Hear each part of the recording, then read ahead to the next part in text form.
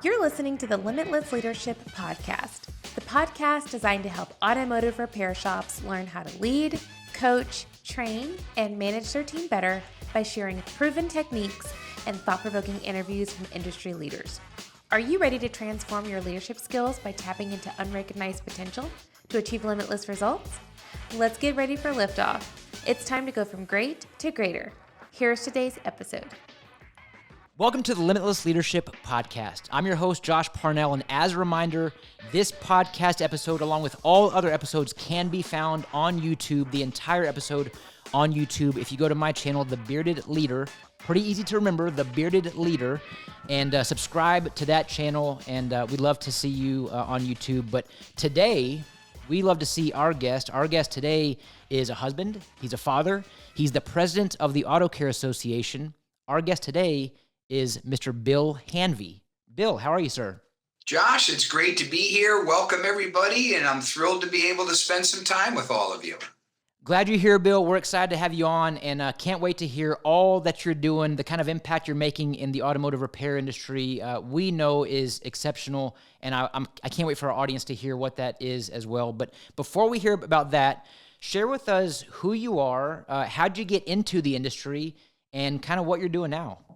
Sure, happy to. It's really, I was kind of an accidental tourist when I first started in this industry 40 years ago. I started out as a sales representative on the Napa side, calling on Napa stores from Canada down to Scranton, Pennsylvania, calling on shops just like your own and tire stores in the great frozen tundra of upstate New York and dairy farmers.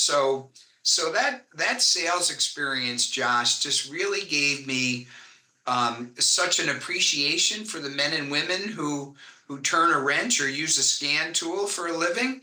And, the folks that really depend upon having their equipment ready to go, it really was impactful for me. And so, as I progressed throughout my career, I was a product manager. I was the head of marketing for a company called Monroe Shocks and Walker Exhaust. Yeah. And progressed to be the first director of marketing for Fleet Pride.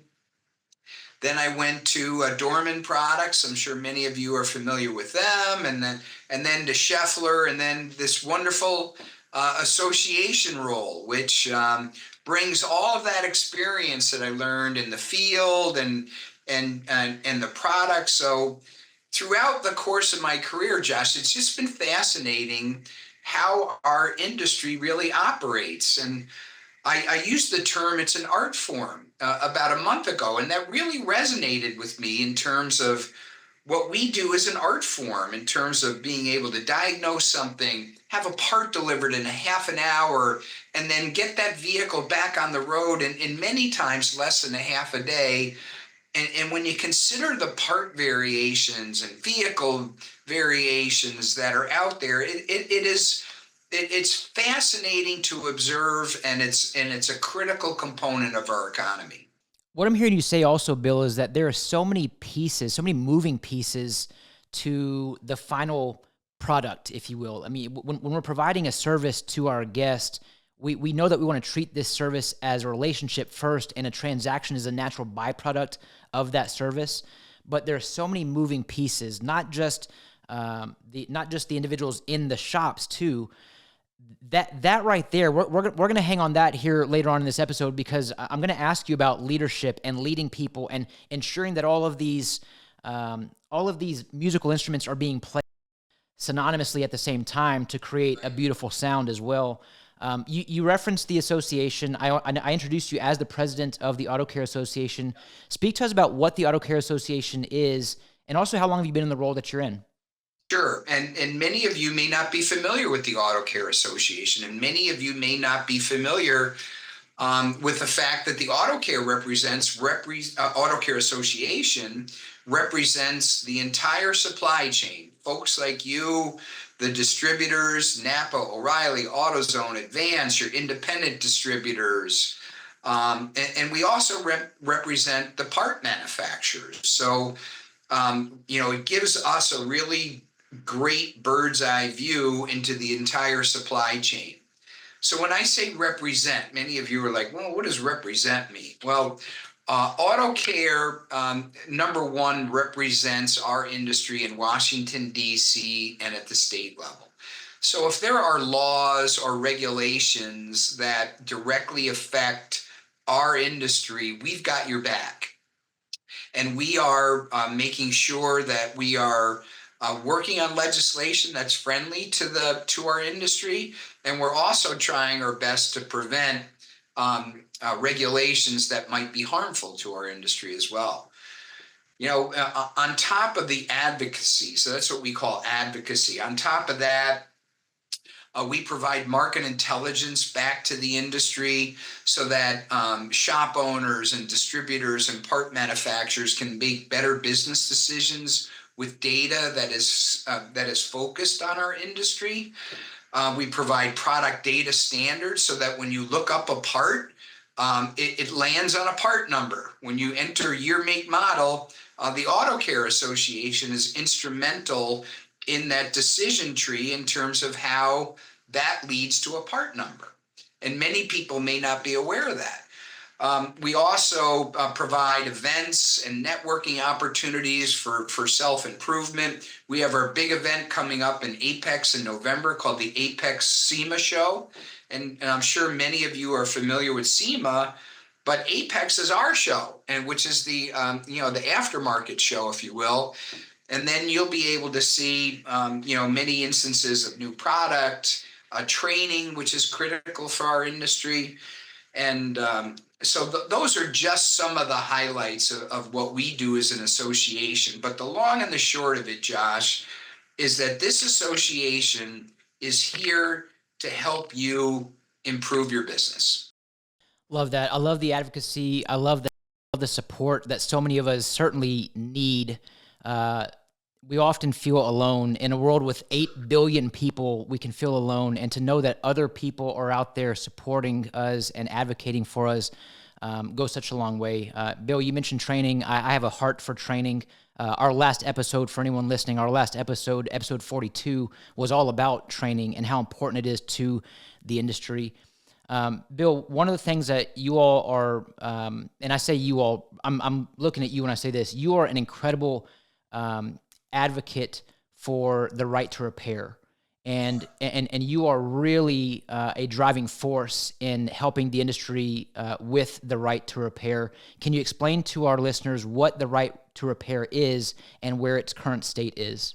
Sure. And Josh, I'm going to really try and boil it down to how does this affect your business every day, right to repair?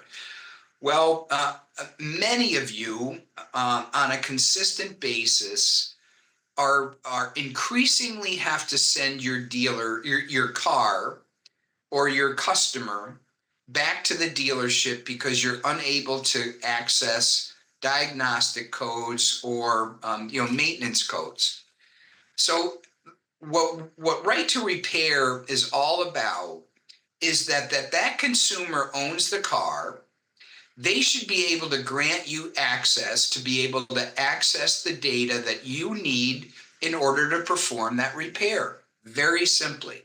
And we are seeing exponentially, Josh, that this data is not being made available, or that it's being made available at such a cost prohibitive price that local shop owners can't go back to the consumer and say, this is just going to cost you an exorbitant amount of money.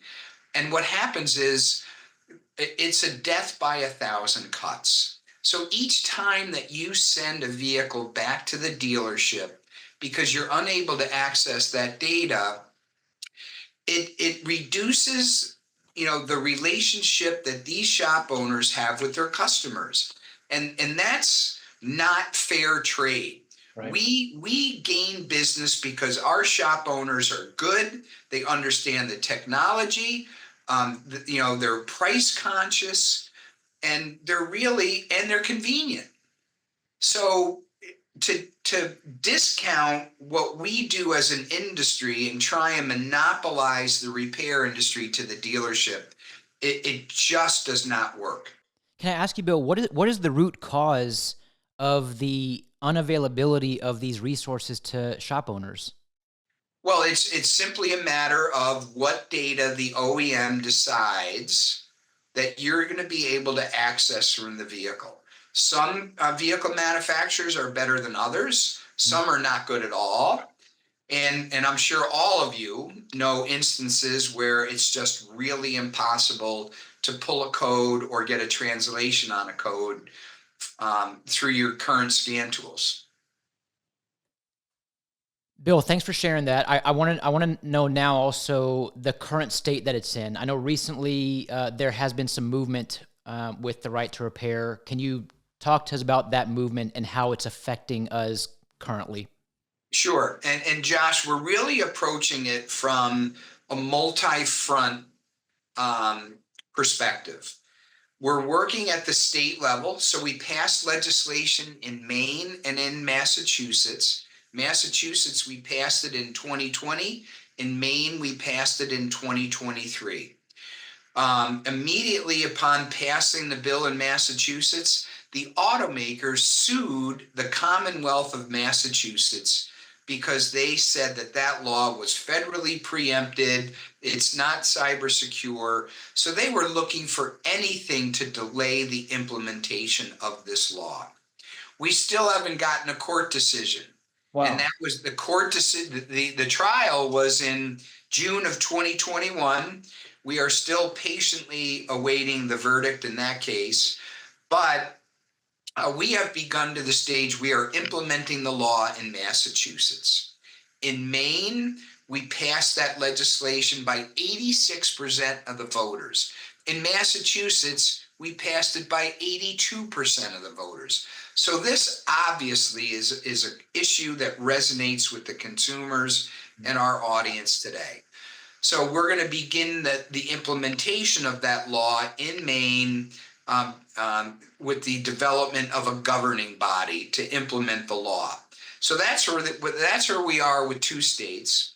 And we could approach this one state at a time, Josh, but I don't think I'll be around to see the completion of that. And I don't think that we have enough operating reserve money to be able to do that either. So we need to get a federal solution to this. We need to have one solution. So 2 years ago, we were able to get a bill introduced into the House Energy and Commerce Committee called H.R. 906, the Repair Act. We passed subcommittee unanimously last November. We were highly anticipating that we would be brought to the full committee this September for a vote on the full committee, onto the House, onto the Senate, onto the White House. Well, as politics may be politics, unfortunately, we are still diving into the reason, but our bill was not introduced to the full committee in September. So while we've seen a setback, we are fully committed in this next Congress to pick up the ball where we left it, to drive down the field, and to get this job done for the 5 million employees that call the automotive aftermarket their home. Love it. Bill, man, I love hearing you talk about, hey, even though we didn't expect this, we fell down, we're going to get right back up. Fall down 7, get back up, and tough times don't last, but tough people do. And you're a tough person, Bill. I love what you're doing for the industry. Let me ask you, how can we get involved? How can we help you be boots on the ground the way that you're doing? Josh, that's a great question, and I've got an answer for you. The one thing that was so effective in our legislative efforts was the engagement of the industry. And I'm going to go back to my original point that we need to be proud of what we do every single day, and we need to defend our right to be able to earn a living and grow a business. So here's what everybody can do. We're going to show you a QR code coming up in just a minute or two. And if you scan on that QR code, it automatically sends a letter to your congressional representative and to the 2 senators in your specific state. You don't have to do anything. You just have to fill out your information. The information's not being used for any other reason but to generate these letters to Congress. Last year, we generated over 100,000 letters to Congress. So the good news is, Josh, now that we're picking the ball back up again, we don't need to start from scratch. People on the Hill are familiar with our issue. Enough letters, we hear on occasion. Good, you're going to get more. So we're going to show you that QR code. Number 2 is in September, the Auto Care Association is going to have what we call a fly-in. So we bring anybody that will join us from our industry, and we meet and we arrange meetings with your local representative here in Washington so that you can communicate directly how important right to repair is. And the industry engagement, Josh, is what got us to where we are today. We don't have the lawyers, we don't have the loot or the lobbyists that the automakers do. But we've got 5 million strong men and women whose livelihoods depend upon this issue.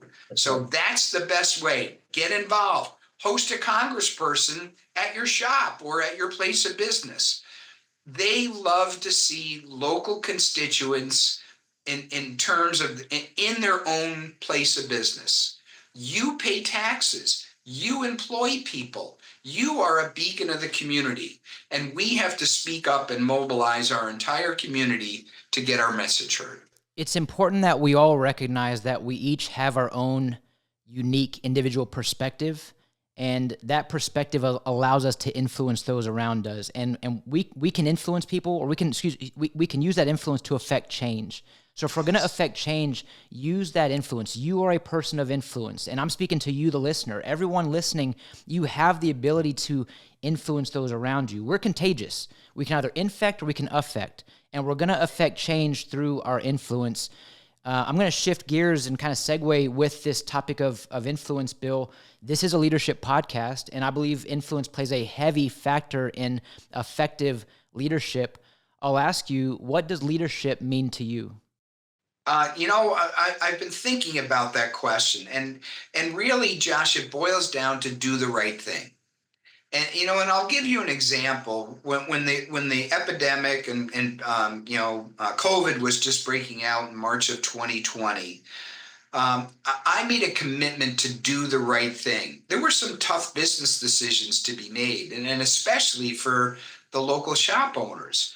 So I knew that I had these 5 million jobs figuratively on my shoulders, but it wasn't figuratively in my heart. And I knew that these folks are depending upon us. So when you do the right thing, everything follows. And when you act with integrity, you build an organization and you build a team that has integrity and does the right thing. And when you work with integrity, there's never a question about where you're going, right? And those are tough decisions in terms of contemplating what's the right thing. But really, Josh, that's where I land in terms of what is leadership, and it's doing the right thing. And you said the word too that came to mind. The moment you said doing the right thing, I'm thinking about the word integrity. And we can't connect if we can't influence if we can't connect with our team. And I believe that we connect through authenticity, humility, and vulnerability. And when you're leading with your heart, you mentioned I had some tough decisions to make that figuratively did not agree with my heart early on. And what I believe is that when we connect with folks who are leading or being led by, there has to be a level of safety and trust that is felt before we can provide clarity and direction. And when we have that safety and trust, the clarity and direction becomes inevitable. And you're really saying, I mean, that's really what you're sharing, Bill, is when you lead with your heart and you take care of your people, the why is clear. And when the why is clear, the how is easy.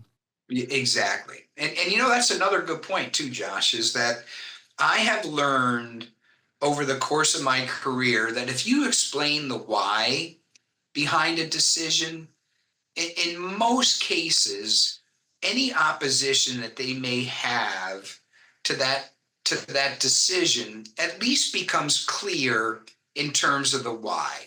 And I have really worked on that to with my team to say, well, this is why we're doing this. And you may agree or you may not agree, but at the current point, this is why we're doing that. And I think people want to hear that. Sure. Yeah. When they have, and I think for a lot of folks, and this goes for everyone, regardless of the role that you're in, when you're providing clarity and direction or seeking clarity and direction, questions are so important. And I think for a lot of leaders who are listening, we may be pretty accustomed to providing directive after directive after directive, but we can provide direction through questions. So if you're listening, ask questions, whether you're a leader, a formal leader, or being led by someone. Ask questions, ask a lot of questions, and this will help with direction. Yeah, and that's another, so we have 4 core values at the Auto Care Association: teamwork, curiosity, integrity, and fun. And I think what you were just saying in terms of asking questions, we are so encouraging of curiosity. That's how we get better. And we need to be available to answer those questions. And as we do that, if we stoke people's creative juices, then we find easier ways to make a repair. We find better ways to run our business. And it's just a constant self-improvement cycle if you acknowledge and reward curiosity.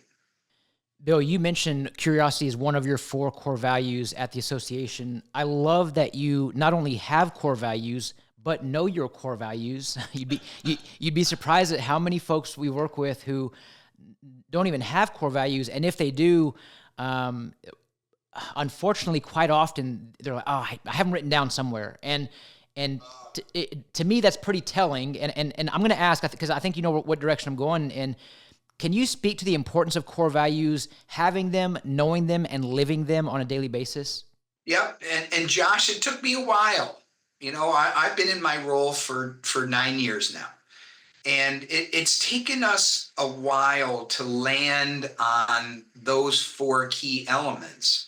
And since we have, and since we've embraced them, and not just communicated them, but embraced them, made it every part of our working day, the change in our team has been dramatic.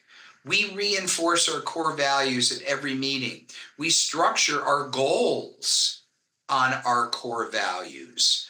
So now these core values are an integral part of our everyday work life, and people embrace them. We reward them for curiosity. We reward them for integrity.